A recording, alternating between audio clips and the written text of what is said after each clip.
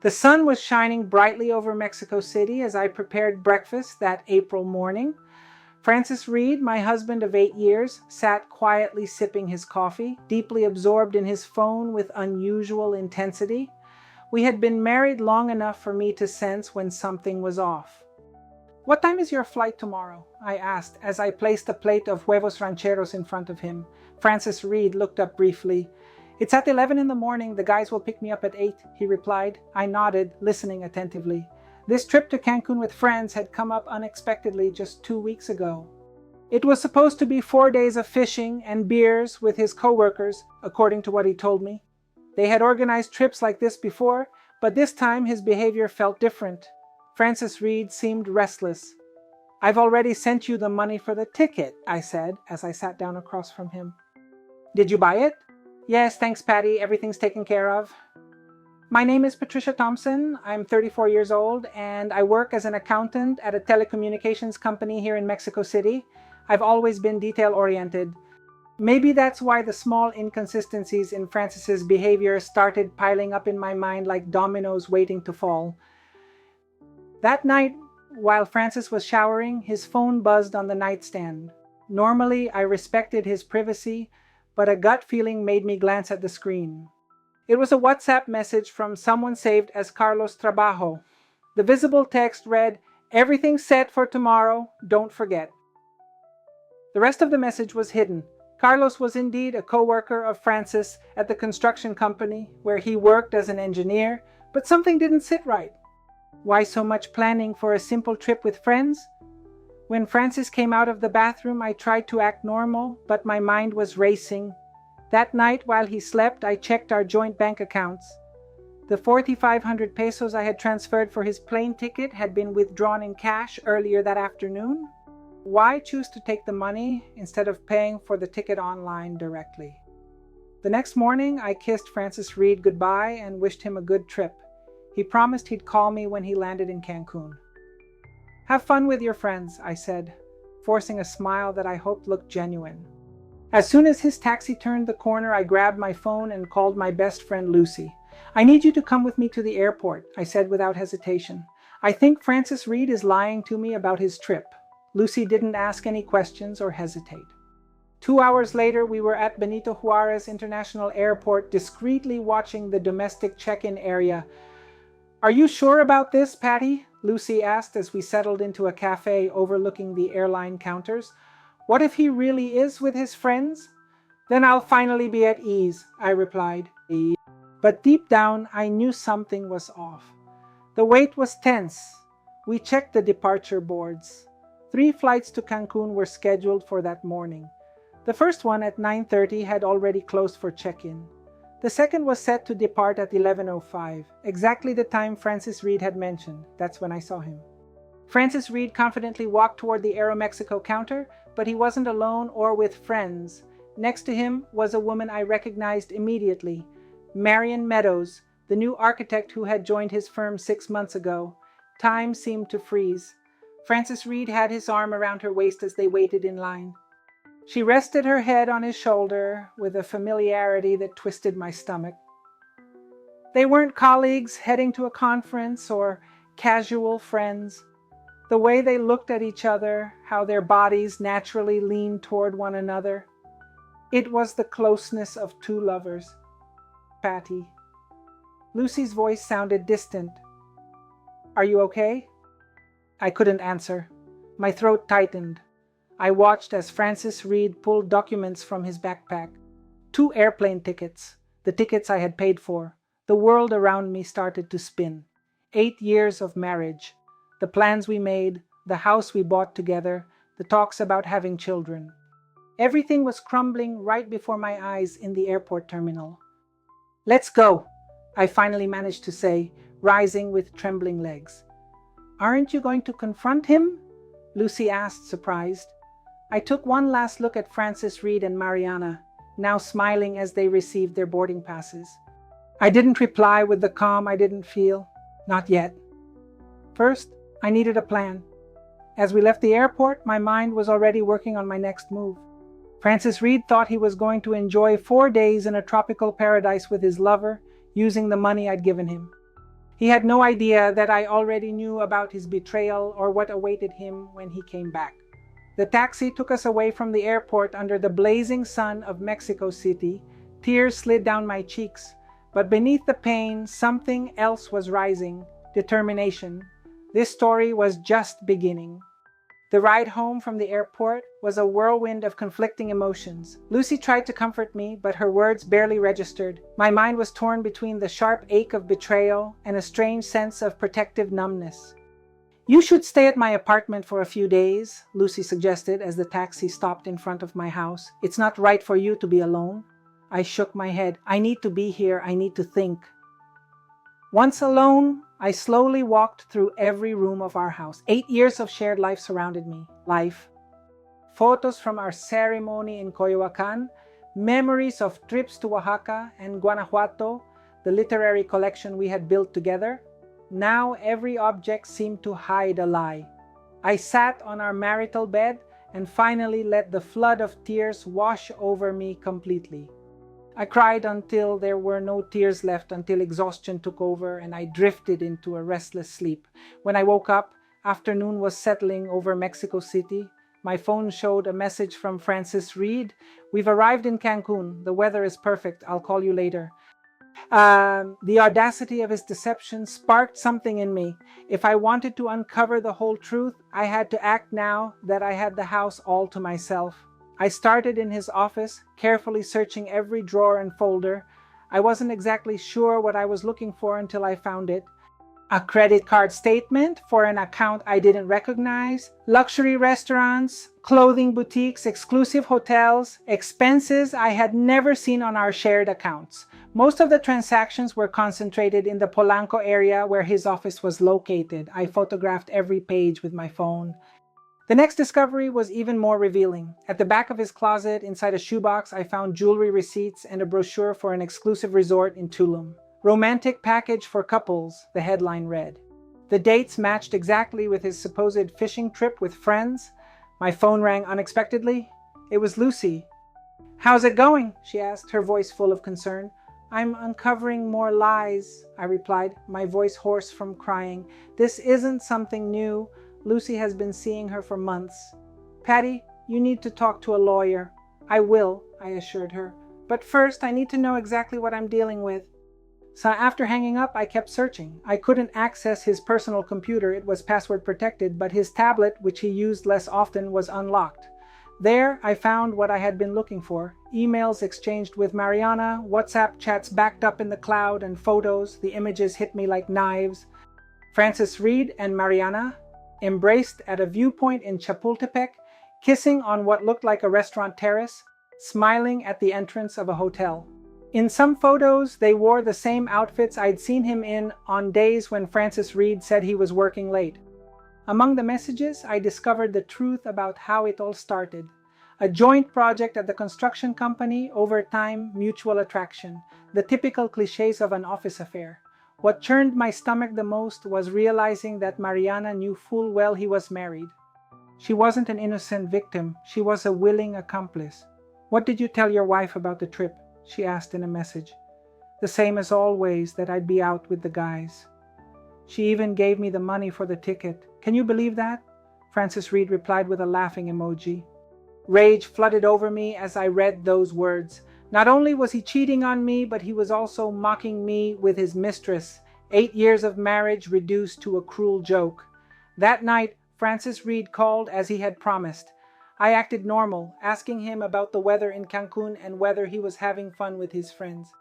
Every lie that slipped from his mouth only strengthened my resolve. "I miss you," he said at the end of the call. "I miss you too," I replied, surprised at how convincing my voice sounded. "Enjoy your trip, dear."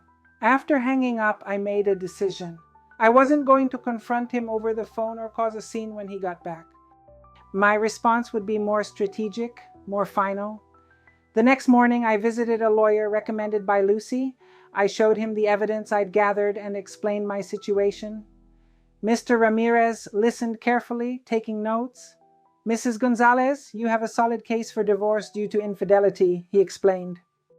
"With this evidence, We can ensure a division of assets that favors you, especially since he's been using shared funds to support his affair. I left the office with a clear legal plan, but I needed more. I wasn't just seeking a divorce, I wanted Francis Reed to realize what he had truly lost. That afternoon, I called my supervisor at the telecommunications company where I worked. "I need a few personal days," I said. "I'm dealing with a difficult family situation." "Of course, Patricia," she responded kindly. "Take all the time you need." Once that was settled, I went to the bank. I transferred half of our joint savings into an account solely in my name, keeping meticulous records of the transaction for the divorce case. It was my legal right, the lawyer had told me. Then I did something I never thought I would. I called Francis Reed's mother. Doña Mercy had always been kind to me and knew how much I loved her son. I didn't want to damage their relationship, but I couldn't keep the truth to myself any longer. "Patricia, what a surprise," she said warmly. "How are you, dear?" "I need to talk to you in person, Doña Mercy," I said, trying to keep calm. "Can I visit you tomorrow?" Her tone shifted as she sensed the seriousness in my voice. "Of course, I'll be waiting for you at lunch." After hanging up, I looked at the house I had shared with Francis Reed. Soon, I'd have to decide whether to stay or leave, but for now, this place belonged to me, just as much as it did to him. And while he enjoyed the Caribbean beaches with his mistress, I was rebuilding my life from the ruins of his betrayals. That night, for the first time since discovering the truth, I slept peacefully. I was no longer just a betrayed wife. I had become a woman with a purpose. Doña Mercy's home, situated in the iconic neighborhood of Coyoacán, had always been a sanctuary of calm for me. The courtyard, decorated with pots of geraniums and filled with the scent of freshly brewed coffee, used to bring me comfort. However, that day, as I stepped inside, a knot tightened in my stomach. "Patricia!" Francis Reed's mother greeted me warmly, wrapping me in a hug. "Come in, dear. I just made some tamales." I took a seat at the kitchen table while she prepared the coffee. Despite her age, Doña Mercy still had remarkable energy and a keen intuition which soon became clear. "Something serious is going on," she said confidently, not as a question, but as a statement. "I can see it in your eyes." I took a deep breath. I wasn't ready for this moment, but I knew I had to be direct and honest. "Francis Reed is cheating on me, Doña Mercy," I finally admitted. "Right now he's in Cancun with another woman, not with his friends as he told me." Her expression shifted from disbelief to pain. With trembling hands, she put the cup down on the table.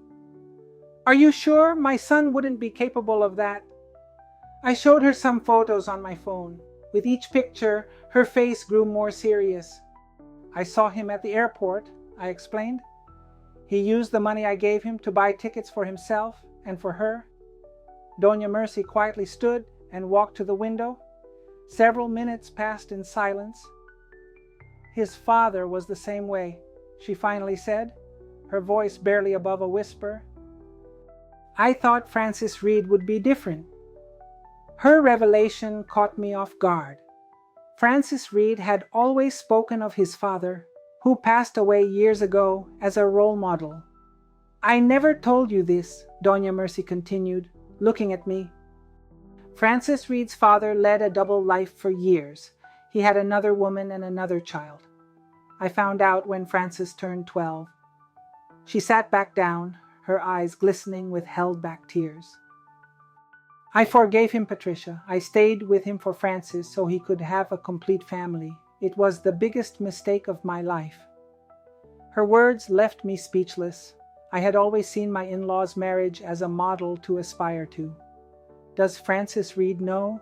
I asked. "I never told him. Maybe I should have.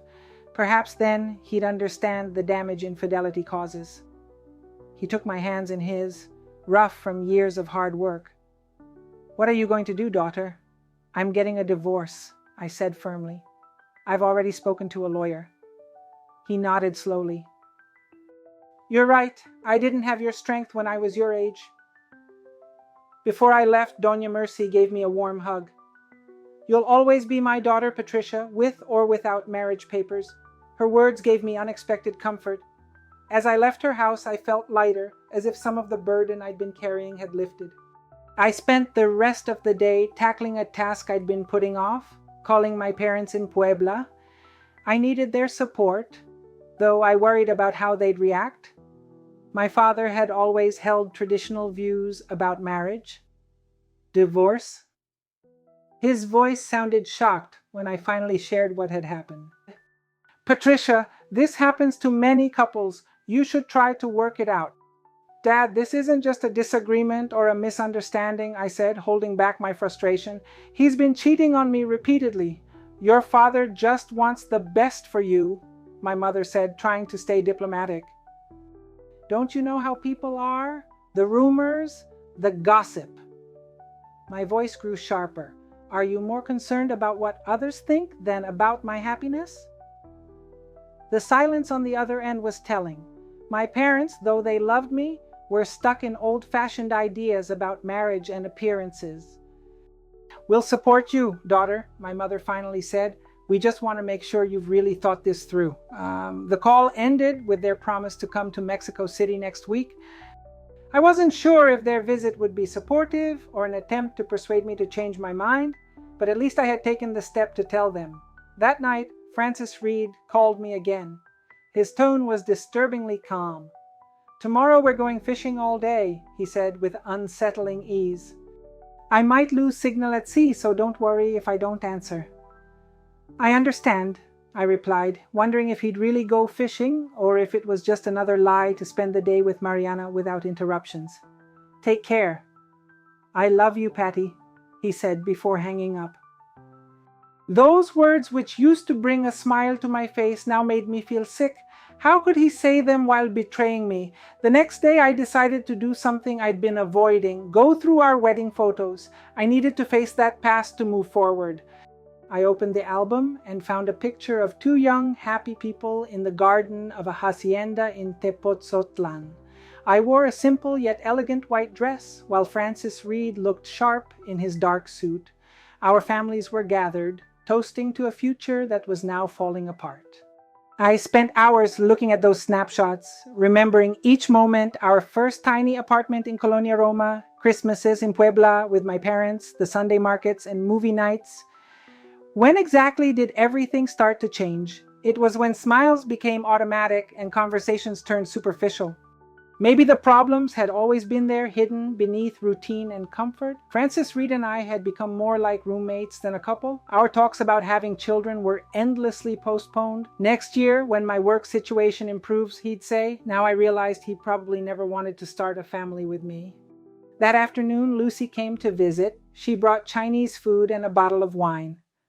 How are you holding up, meh? She asked, pouring glasses in the living room. Better than I expected, I answered honestly.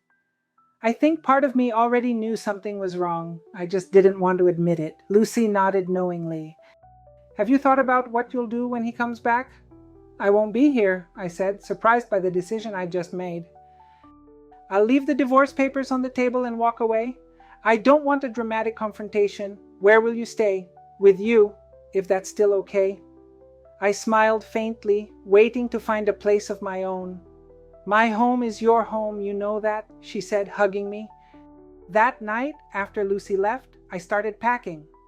Clothes, books, family keepsakes. I was surprised by how little I actually wanted to keep from our life together. As I was packing my belongings into suitcases, I came across a box filled with letters Francis Reed had written to me during our relationship. Words of love, promises, and shared dreams. I read them one by one, trying to understand what had happened to the man who seemed to love me so truly. The last letter, written just a few weeks before our wedding, ended with a phrase that now sounded painfully ironic. I promise to be faithful to you every day of my life, in good times and bad, because I can't imagine a future without us together. I put the letters back in the box and set it aside with the things I would leave behind. That past no longer belonged to me. Francis Reed would be back in 2 days. Time kept moving forward, and with it, my old life was fading away. But for the first time since I saw him at the airport with Mariana, I felt like I could breathe without the pain crushing my chest. There was a future waiting for me beyond this betrayal, and I was determined to find it. The night before Francis Reed's arrival, I finished packing everything. I had packed the essentials and moved my most important belongings to Lucy's apartment. The rest could wait until the legal situation became clearer. Attorney Ramirez had sent me the preliminary divorce papers. I printed them out and placed them in a manila envelope on the dining room table, along with a brief but firm letter I wrote after several attempts. Francis Reed, I know the whole truth about your trip to Cancun and about Mariana. There's no need for you to invent more lies. I've started the divorce process, and my lawyer will be in touch with you. Don't try to contact me. I need time and space. Patricia. Simple, direct, without emotional accusations. I didn't want to give him the satisfaction of seeing how much it had hurt me. That last night in our house was strange. I walked through each room, silently saying goodbye to the places we'd shared. In the bedroom, I changed the sheets and carefully organized my side of the closet, leaving the drawers that held my clothes empty. Close to midnight, Francis Reed called me. His voice sounded slightly unsteady, perhaps from the alcohol. I'm coming back tomorrow, he said.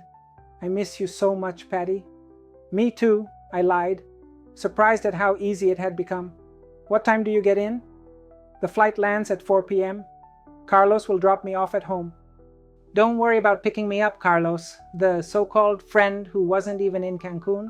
I wondered whether this man really existed or if he was just a name Francis Reed used to cover his excuses. Perfect, I replied. I'll wait for you for dinner then.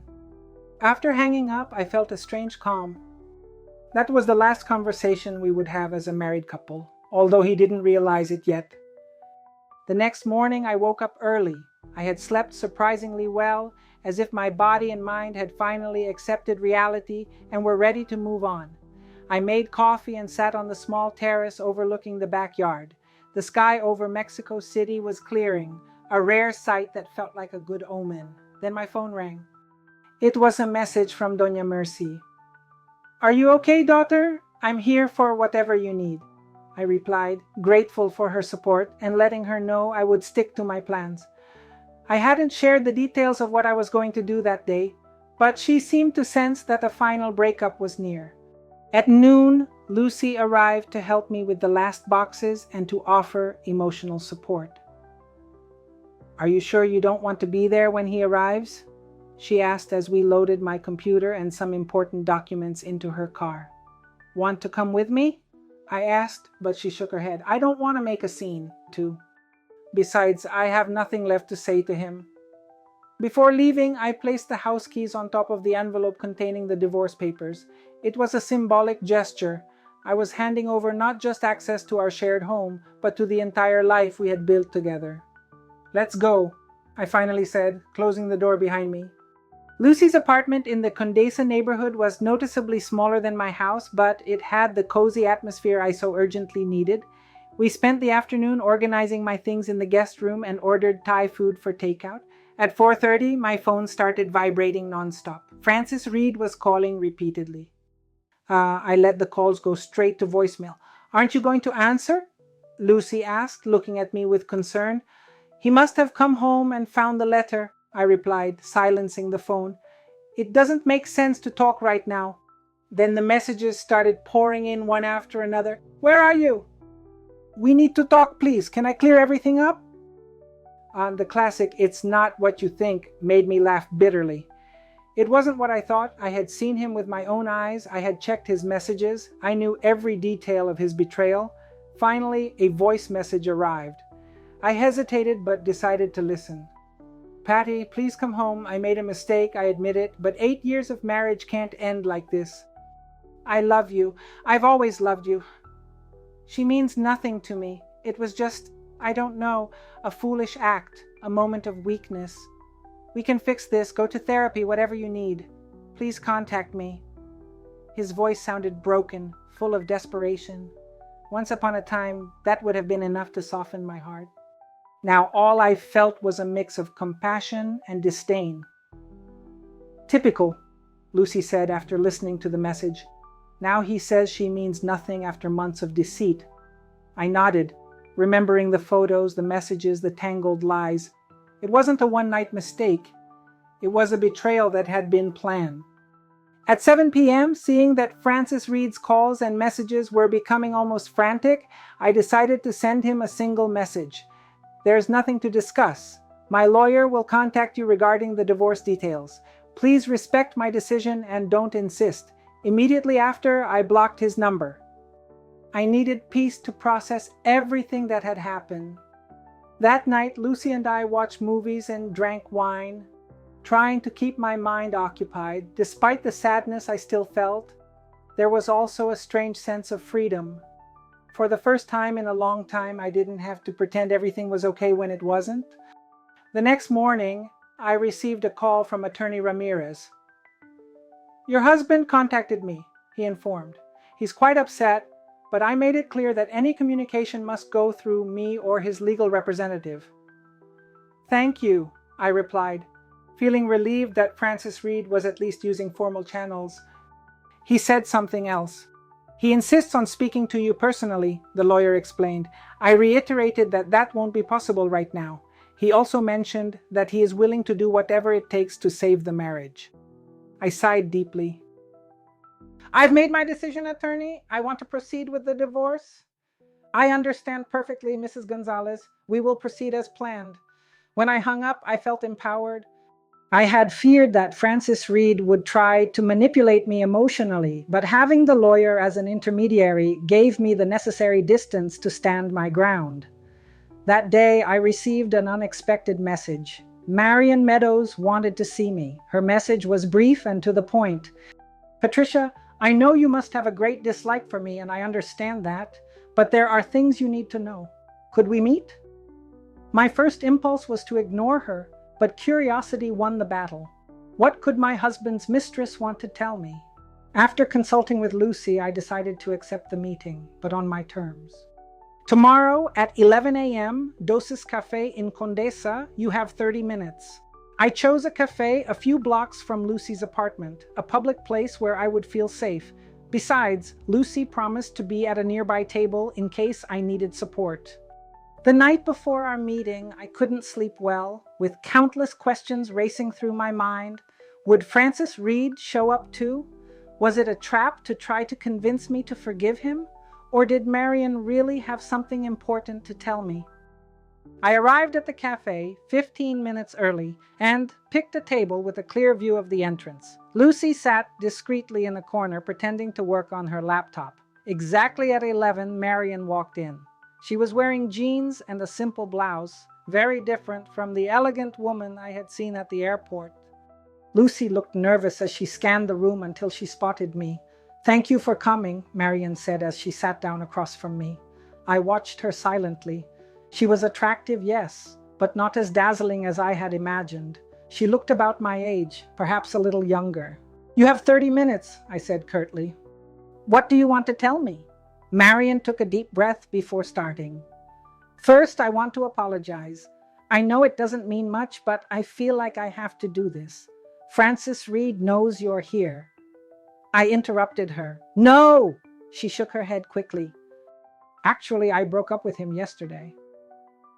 That surprised me. It wasn't the twist I was expecting. "Why?" "Because he cheated on me just like he did to you," she replied, looking down.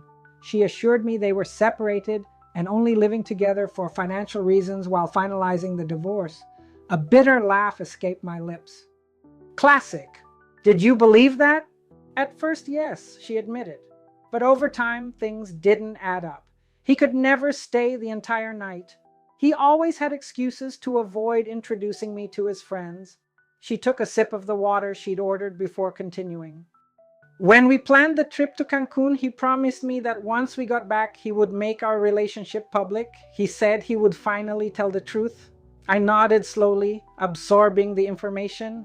"When did you realize you were lying about our marriage?"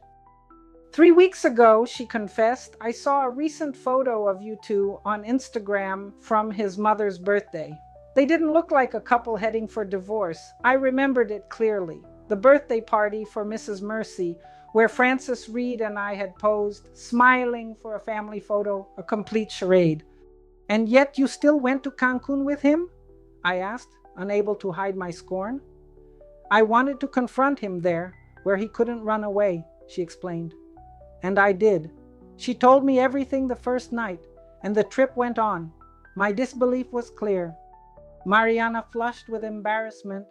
It was foolish, she admitted.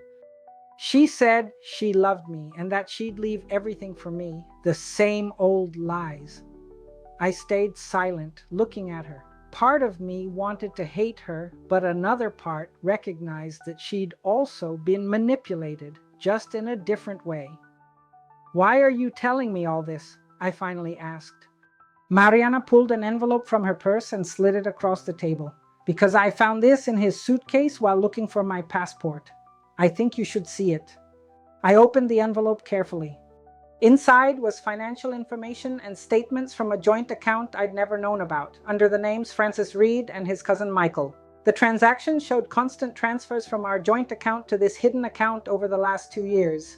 He's been siphoning off money, Mariana explained. His cousin has businesses in Panama. I think he was preparing for the possibility that you might find out. The revelation hit me hard. He hadn't just been unfaithful, he'd been stealing from me all along. Why are you helping me? I asked, genuinely confused. Because I know what it feels like to be betrayed, she replied with a sad smile. And even if it sounds strange, I feel it's my responsibility. We sat in silence for a moment, two women connected by the deceit of the same man. Thank you, I finally said as I put the documents away. This will be useful for my lawyer. Mariana nodded and began to get up to leave. One last thing, she added, be careful. When I told him I knew about you, that I was aware his marriage wasn't over, he got very aggressive. I've never seen that side of him before. Her words put me on alert. I knew Francis Reed as someone with a controlled temperament, but cornered people can become unpredictable. I'll keep that in mind, I replied. After Mariana left, Lucy came over to my table. Are you okay? She asked with concern. What do you want? I showed her the documents and told her about our conversation. This changes everything, Lucy said after looking through the papers. You should contact your lawyer immediately. That afternoon, Attorney Ramirez confirmed my suspicions. Francis Reed had been creating a backup financial plan, likely to protect his assets in case of a divorce. With this evidence, we can request a full audit of his finances, the lawyer explained. Also, we can argue bad faith in handling marital assets. At the end of the call, I felt a mix of sadness and determination. The man I had shared my life with had not only betrayed my emotional trust, but also my financial security. Every new revelation seemed to reinforce that I had made the right choice in leaving him. That night, I got a message from Mrs. Mercy. Francis Reed came to see me. He's devastated, but I told him I stand with you. He got really angry. I've never seen him like that. Take care, daughter. Her warning, along with Mariana's, left me worried. What would Francis Reed do now that his lies were falling apart? The answer came the next morning when the doorman at Lucy's building told me a man had been asking for me, insisting it was a family emergency. Francis Reed had found me, and according to the doorman's description, he was agitated and possibly under the influence of alcohol, and he didn't seem to come in peace. The game of appearances was over. Now the real fight was about to begin. Knowing that Francis Reed had tracked me down put me on edge. Lucy insisted that I file for a restraining order, and although the Francis Reed I knew had never been violent, Mariana and Doña Mercy's warnings kept echoing in my mind. I reached out to Attorney Ramirez to begin the process for protective measures. That afternoon, I got a call from an unfamiliar number. It was Francis Reed. Patricia, please don't hang up. His voice sounded serious. I need to see you to explain everything. We ended things the moment you decided to betray me, I replied calmly, betrayed not just by another woman, but by diverting our money into secret accounts. His silence showed he hadn't expected me to know about the accounts in Panama. Can I explain? He finally asked. The money was for our future. The lies have to stop. Any communication must go through our lawyers. I hung up and blocked his number. Minutes later, I received a message on Instagram. Francis Reed had created a new account. If you don't want to talk to me, I'll go to your parents' house. They deserve to know the truth about why you're destroying our marriage. I immediately called my mother to keep her informed. Don't worry, daughter, she assured me. Your father and I have your back 100%. Her words surprised me. I had expected resistance, especially from my father. Seriously, Patricia, even if we don't always show it, your happiness is what matters most to us. The following days were a whirlwind of legal procedures. Attorney Ramirez successfully secured the protective measures, and we began digging into the financials. The documents Mariana had provided were just the tip of the iceberg. Francis Reed had been siphoning funds for years. A week later, I returned to our house, accompanied by Lucy and a police officer, to collect the rest of my things. Francis Reed wasn't there, but the signs of his emotional breakdown were obvious. Empty bottles, clothes strewn about, dirty dishes. In our bedroom, I found our wedding photos torn to shreds. Surprisingly, it didn't affect me. Those memories were no longer mine. As I packed, I came across a box with ultrasounds and fertility brochures I had saved 2 years earlier. Francis Reed always made excuses to delay having children. Now I understood he never intended to start a family with me. As I left the house, I felt a strange sense of closure. It was no longer my home, just a place where I had once lived. That same week, I found a small but charming apartment in the Roma Norte neighborhood. The day I signed the lease, I felt a renewed sense of hope. This place symbolized my new beginning. My boss at the company responded surprisingly supportively when she learned about my situation, reminding me that my professional identity was strong and completely separate from my failed marriage. The following weeks were spent creating my new space. I painted the walls in colors I had always loved, but Francis Reed had considered too bold. Every decision was entirely mine. During a photography outing in Parque Mexico, I met Helen, a literature teacher who was also rebuilding her life after a separation. Our friendship quickly grew, grounded in our shared experiences. 6 months later, I received the news. The judge had issued the divorce decree. The terms were favorable. I would recover my investment in the house, along with compensation for the funds Francis Reed had hidden. That afternoon, I reflected on my journey. The pain hadn't completely faded, but it no longer controlled my life. It had transformed into wisdom, strength, and self-awareness. In my journal, I wrote, "Today, I officially ceased to be Francis Reed's wife, although in reality that had happened long ago. This day doesn't mark the end of something, but the affirmation of a new beginning I've created for myself." A year has passed since that day at the airport. Life has gone on, changing in unexpected ways. Finally, the house we shared was sold. With my share and my savings, I bought my own apartment with a terrace where I grow herbs and flowers. My professional career has taken off. The audit department I lead has become a model of efficiency, and I was recently offered a position to oversee implementing the same model in Monterrey and Guadalajara. My social circle has also flourished. Helen has become a close friend, and together we've created a women's group that meets weekly. During one of those meetings, Lucy asked, "Have you thought about dating someone again, Patty?" "I've had a few invitations," I admitted, "but I don't feel the need to rush." "It's not about rushing," Helen chimed in. "It's about being open to possibilities." The chance came during a trip to Guadalajara. At the Cabañas Hospice, while photographing Orozco's murals, I unexpectedly ran into Alexander, an architect who specializes in restoring historic buildings. We spent the afternoon exploring some hidden corners of the historic center. The conversation flowed naturally, and we ended up having dinner together. Alexander said, "The past matters, but we can't stay stuck in it. We have to rise above its foundations instead of being trapped in its ruins." His words struck a chord with me. Wasn't that exactly what I had been doing all last year? We exchanged numbers without promises or expectations. Just the pleasant feeling of having met someone who understood my experience. The following months unfolded into a slow rhythm of daily messages and occasional visits between our cities. It wasn't a traditional relationship given the distance and our demanding careers, but it worked for us. One day, while looking through old photographs, I found a picture of Francis Reed and me at our wedding. For the first time, I could look at it without feeling pain. It was just a snapshot of the past, a chapter that had closed. I decided to call Mrs. Mercy, who had become a trusted confidant. "How is Francis Reed?" I asked. "He's finding his way. He left the construction company and is now working with his cousin in Panama, the same cousin who helped him hide money. The very same. I don't approve of what he did, but he is still my son. I hope he learns from his mistakes." "I hope so too," I said sincerely. When I hung up, I realized I meant it. I no longer wanted Francis Reed to suffer. His life no longer affected me.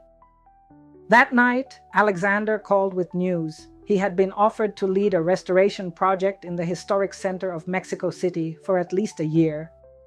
"These months with you have been the most meaningful of my life in a long time," he added. "I don't want to rush anything, but I am completely committed to you." I replied too. "I'm ready to see where this takes us." 2 weeks later, Alexander moved to Mexico City to a place near mine. 6 months later, while we were celebrating his birthday on my terrace, I realized something essential. The betrayal by Francis Reed had actually been the start of my true life. If I hadn't seen him at that airport with Mariana, I might have stayed in an empty marriage for years, settling for less than I deserved. Later that night, when everyone had left, Alexander took my hand. "Do you know what I thought the first time I saw you? That you had a special light, like you'd been through something difficult and come out stronger?" "You were right," I admitted. "And every day I feel more grateful for that hard journey because it brought me here." Under the starry sky, I understood that my true destiny had never been to be Francis Reed's wife. My destiny was to be a whole woman, capable of loving from strength and not from need. That day at the airport, when I saw my husband leaving with his lover using the ticket I had paid for, I wasn't witnessing the end of my story. I was unknowingly witnessing the real beginning. It's been 2 years since I found out about Francis Reed's infidelity.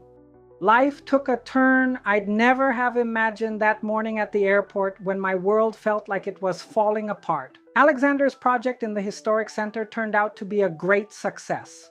The restoration of an old colonial building became national news, won architectural awards, and was featured in specialized magazines. His small office now had 5 employees and projects in 3 different states. My career had also flourished. The auditing program I implemented in Monterrey and Guadalajara worked so well that the company decided to expand it to all its branches in Latin America. I had been promoted to regional director, which came with greater responsibilities, a salary increase, and, of course, more travel. "Aren't you tired of flying so much?" Alexander asked me one night during dinner on the terrace of my apartment, now full of blooming plants. Sometimes I accepted it, but I enjoy exploring new cities and meeting new people. I feel like I'm reclaiming the time I lost in a relationship that held me back. Alexander nodded in understanding.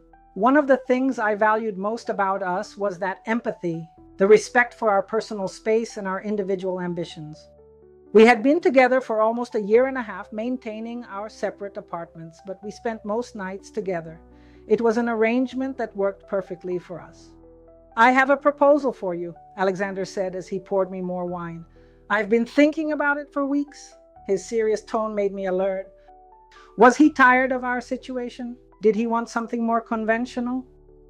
"I've been offered a project in Oaxaca," he continued, "the complete restoration of a 15th century convent that will become a cultural center. It's the kind of work I've always wanted." "That sounds amazing," I honestly exclaimed, even though a pang of nerves shot through me. Oaxaca is hours away from Mexico City. "The project will probably take at least 2 years, he explained, "and I'd like you to consider the possibility of coming with me." I was speechless for a moment. It wasn't a marriage proposal, but something perhaps more significant, an invitation to build a life together in a new place. "What will happen to your office here?" I asked, trying to buy time to process my feelings. Rodney can handle the current projects, he replied, referring to his partner. And thanks to technology, I can supervise from Oaxaca. Plus, the capital is just an hour by plane. I nodded slowly. My mind was already imagining the possibilities. And your job? He asked, as if he knew what I was thinking. I know how important it is to you. Interestingly, the company is considering opening an office in Oaxaca next year, I replied. You could request a transfer or even discuss the option of working remotely some days. The coincidence seemed perfect, almost too good to be true, but I had learned that life sometimes gives you exactly what you need when you're ready to accept it. You don't have to decide now, Alexander added as he took my hand. Think about it. It's a big decision, but deep down, I already knew the answer.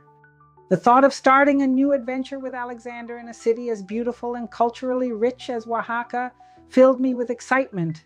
It wasn't fear I felt, but the anticipation of a new chapter. I don't need to think about it any longer, I said, squeezing his hand. I want to go with you. His smile lit up the darkness of the night.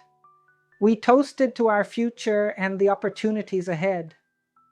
Is there anything else on your mind? He asked after a moment. I had been thinking about the possibility of buying a house there instead of renting, something with a nice garden for your plants and maybe a space for your photography. The idea of buying a house together should have made me uneasy.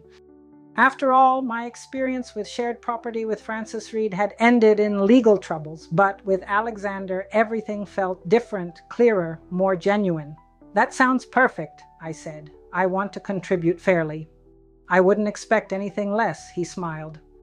We're a team, Patricia. That night, with Alexander sleeping beside me, I reflected on everything I had been through. 2 years ago, Francis Reed's betrayal had left me devastated. Now I was considering moving to a new city with a man who respected my independence and shared my dreams.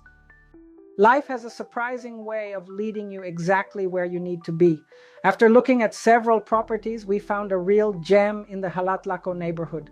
It was a traditional house with an inner courtyard filled with bougainvillea, high ceilings, and enough space for each of us to have our own workspace. It's perfect, I murmured as I walked through the rooms, bathed in the golden light of the Oaxacan sunset. The buying process turned out to be surprisingly smooth. We both contributed equally with a clear contract protecting our individual interests. I had learned my lesson with Francis Reed.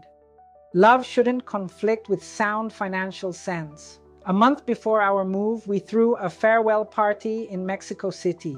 Lucy, Helen, my colleagues, Alexander's friends, everyone came together to celebrate our new beginning. To my surprise, Doña Mercy arrived with a special gift. A photo album she had put together over the past year, documenting our journey as a couple, so we would never forget where we came from and what we've built together, she said as she hugged me. That night, surrounded by those I loved most, I felt a deep sense of gratitude. Every challenge, every tear shed, every moment of uncertainty had brought me to this point. Moving day arrived faster than I expected. As we supervised the loading of the truck with our belongings, Alexander hugged me from behind. Ready for the adventure? He whispered in my ear. More than ready, I replied, turning to look into his eyes. With you, I feel capable of anything. The drive to Oaxaca was peaceful, filled with conversations about our plans, the projects we wanted to start, the places we wanted to visit. There was no room for anxiety, only calm anticipation for what the future held.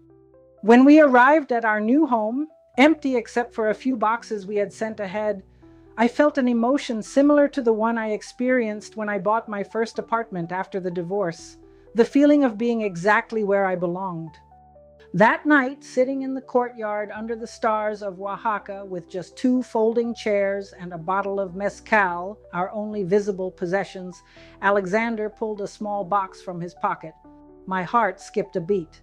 It was exactly what I thought. It's not a ring, he immediately clarified, seeing my expression. At least, not that kind of ring. He opened the box to reveal 2 simple silver bands with a traditional design from Oaxaca. These are commitment rings, he explained.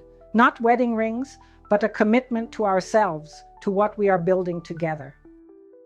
I took one of the rings and admired the delicate craftsmanship. They had been made by a silversmith from Tepozcalula, he went on. They represent the path we walk together, but as whole individuals. It was the perfect gift, the ideal symbol of what we had. Not a merging that erased our separate identities, but an alliance between two people who choose to walk together while respecting their differences. It's beautiful, I said as I slid the ring onto my finger, and perfect for us. Alexander put on his ring and intertwined his fingers with mine. To new horizons, he toasted, raising his glass of mezcal. To new horizons, I echoed, feeling my heart swell with gratitude and hope. As we looked up at the starry sky from our new home, I remembered that day at the airport when I thought my life had ended. How wrong I had been. It wasn't the end, but the first step towards the life I was meant to live. Francis Reed and his betrayal, which had caused me so much pain, now felt like a blessing in disguise. Without that moment of brutal clarity, I might never have found the courage to claim my true life, to discover my own strength. And while Oaxaca slept around us, I knew for certain that the best was yet to come. Not just because I had Alexander by my side, though his presence was a deeply cherished gift, but because I had finally found myself. That plane ticket I bought for Francis Reed ended up being, ironically, my own passage to freedom. And for that, in a way, I almost felt I owed him a thank you. Did you enjoy this story? If so, don't forget to like this video and subscribe to our channel for more stories like this. Every week, we share tales of personal growth, love, and rediscovery that are sure to inspire you. Also, let us know in the comments, have you ever experienced anything similar? How did you overcome betrayal or a difficult moment in your life? Your story might help others going through the same struggles. Turn on notifications to get updates whenever we upload new content. Thank you for sharing this story with us, and we'll see you next time.